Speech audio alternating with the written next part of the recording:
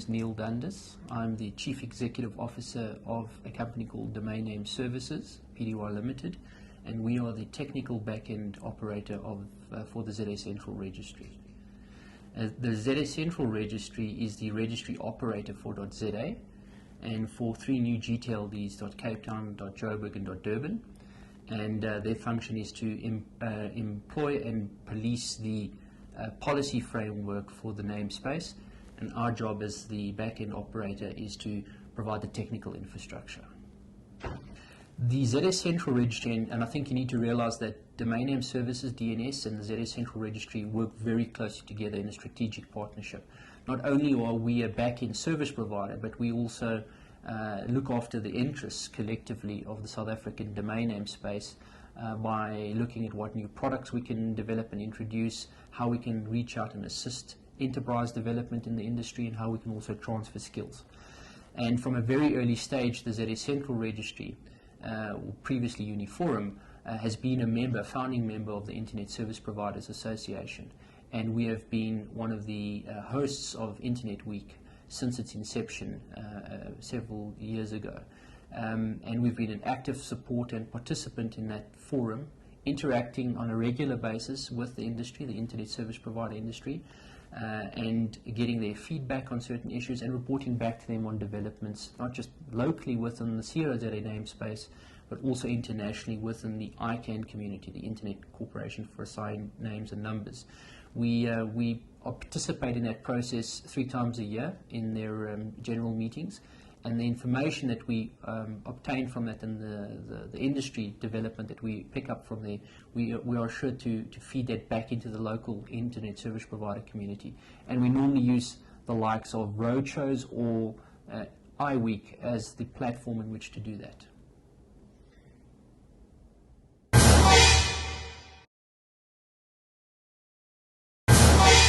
So Domain Name Services is contracted under a service level arrangement to the ZA Central Registry, and we provide registry services and infrastructure to the Central Registry. So we provide the back-end services that registrars all over the country and the world integrate with.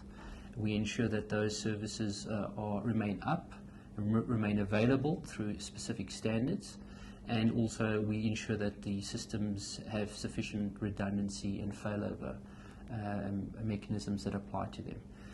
And that is all governed by an agreement, a service level agreement that we have with the Central Registry.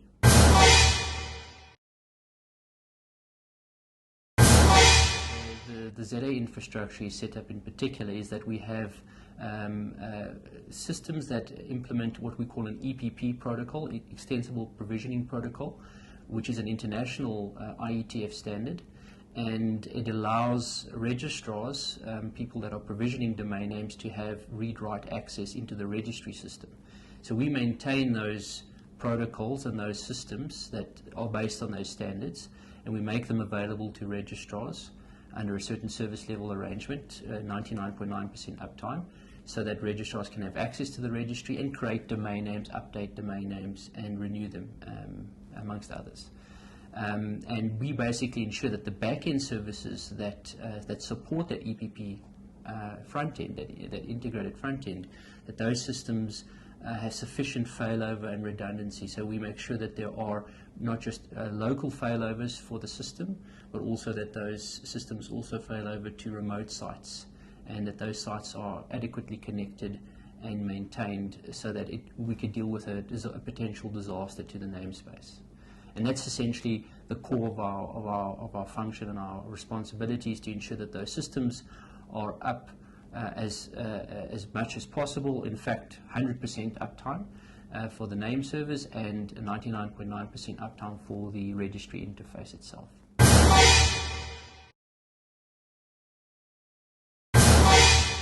So our customer, the ZA Central Registry, doesn't deal with the end user or the public at all. They deal with a range of registrars who have been accredited both technically and administratively, and these registrars are based all over the country as well as internationally. In fact, I think we have 420 registrars based here in South Africa and about 28 registrars that are internationally based. And the international registrars are specifically important for generic top-level domains such as Cape Town, Durban, and Joburg. In terms of the CO.za namespace, the registrars that the end user or the consumer would ordinarily recognize would normally take the form of an internet service provider. So the likes of MWeb Internet Solutions, Hetzner, AfriHost, these are our customers.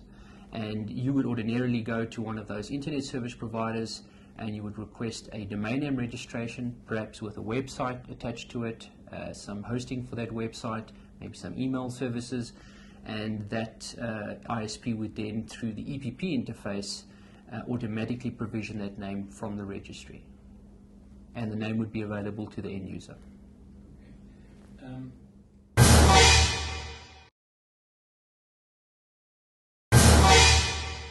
Uniforum was the previous name of the ZA Central Registry. It stood for the Unix Forum. It was a user group of Unix users who were brought together under a non-profit profile in order to promote open systems and source. And that group became very involved with the genesis of the internet in South Africa. Essentially, they were players in the internet service provider community right in the beginning. And in 1995, when the then administrator of CO.za, Mike Lowry, was looking for an administrator for CO.za because it had become a bit of an administrative burden for him. I think there was something like 450 CO.za domain names in 1995. He then approached a gathering of internet service providers in 1995 and said, look, he's had enough of CO.za. It's becoming an administrative burden for him, and he certainly doesn't want to and he was doing it basically as a voluntary exercise. He had a full-time job at the time, as I understand. He then asked for volunteers to take over the administration. And because Uniforum at that stage, we were a member of the internet service provider community, although we weren't a commercial internet service provider, we were the most neutral party and the most capable at that particular stage. And we raised our hands and we said, well, you know, we're not doing anything particular. We'd be happy to take over CO.za. And we had the overwhelming support of the industry at that stage, I think because of our neutral position, to assume administration of CO.za. And we basically took it on as a bit of a hobby in the early stages. And these were a bunch of hobbyists, people that wanted to promote open systems, and they thought this was a fantastic challenge. And they basically put it on a computer, put it under a desk somewhere, and really forgot about it for a while. And eventually the name started rolling in, and it started becoming a bit more complicated. The demand increased, and that's when we realized that we needed to take certain action in order to ensure that this system and this service remained available for the broader internet community.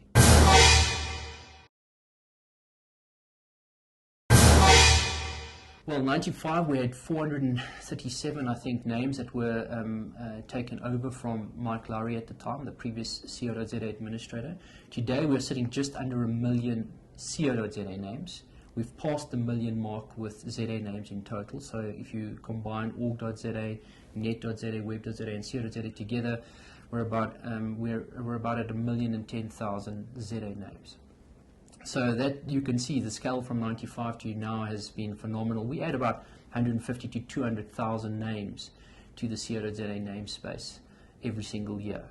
And obviously that has increased exponentially when we introduced the EPP system, because now we effectively activated a distribution channel called the registrar channel. We activated them with this new system. Prior to that we had an email interface, and we were dealing with end users directly, and that didn't scale too well. So the EPP system allowed us to really excel and to raise the bar over the last 5 years, and we've seen the results in terms of the numbers.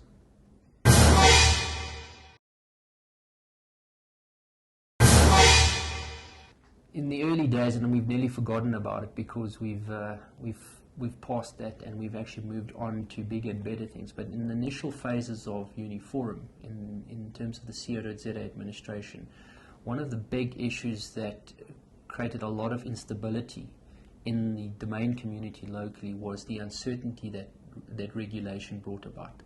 The ECT Act was introduced in 2002. That's the Electronic Communications and Transactions Act. It was introduced in 2002, and it had wide-reaching implications on the domain name industry, in particular the ZA domain name space. So prior to that, it was really a self-regulated environment. In 2002, we were suddenly faced in a pretty acrimonious environment. I think when you speak to the likes of Mike Lowry and some of the other Uniforum members at that stage and the namespace ZA members, you will pick up that there was a very acrimonious relationship initially with government, because it was basically thought that the self-regulating environment was operating pretty fine as it was, and then obviously one day we woke up and there was pretty extensive regulatory environment that was put in place. We tried to participate in that process, but it was essentially pushed through, and in hindsight probably for the best. But it took some time to get used to that. It created a lot of uncertainty. We had an antiquated registry system at the time, and it was becoming more antiquated with the years as they went by. And we just didn't have the confidence to take that system and evolve it into what we would term international standards. And the EPP system is a great example of that. So the uncertainty that was created was the big hurdle. We just weren't prepared to invest further. We didn't know what the future held for us. We didn't know what the future held for the ZA namespace. And it was only through those early discussions and negotiations with the regulator, established in terms of the Act, that we started getting some idea of where the community, the regulator wanted to go with the namespace. And we could then position ourselves and gear ourselves in order to play a meaningful role in that future model. And that's essentially where the ZA Central Registry and the DNS were born out of. That's the genesis of the two organizations.